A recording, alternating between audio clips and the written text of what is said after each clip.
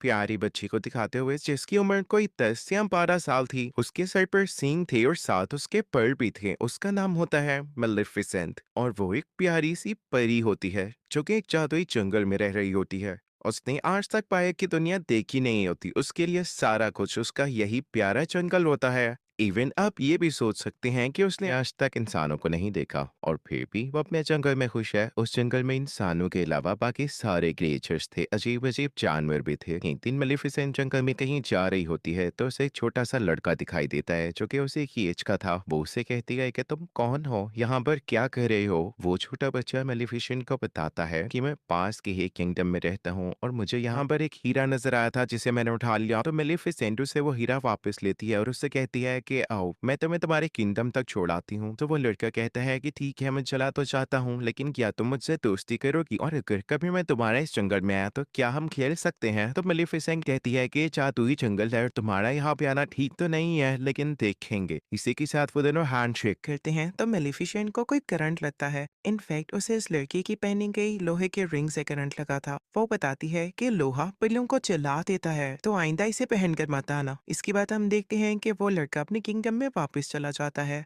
लेकिन जिस किंगडम से वो आया था वो किंगडम इस जंगल पे कहाँ वापिस जिंदा नहीं थे। इसकी मेलिफिसेंट से काफी अच्छी दोस्ती हो चुकी थी और इनके दोनों के जहन में ये बात थी ही नहीं कि हमें तो शक है दुश्मन किंगडम से हैं। ये दोनों एक साथ खेलते रहे और इसी तरह कई साल गुजर गए। वो लड़का यहाँ आता रहता और मेलिफिसेंट और ये मिल के खेलते और अब ये दोनों बड़े हो चुके थे। वो दोनों 16 साल के हो चुके थे और एक दूसरे को पसंद करने लगे थे। मेलिफिसेंट को अब लगता था कि इंसान परियों के दुश्मन नहीं हैं, वो बहुत अच्छे होते हैं। उसे ये भी नहीं पता था कि उनमें ग्रीड भी होती है, यानी लालच भी होती है। कि एक दिन मेलिफिसेंट सोच रही होती है कि उस लड़के को आए हुए काफी दिन हो चुके हैं और उसको उस लड़के की एक और बात भी याद आती है कि उसने कहा था कि जब मैं बड़ा हो जाऊंगा तो अपने किंगडम पर कब्जा करूंगा और जो यहाँ पे किला है उसको भी मैं हासिल कर लूंगा।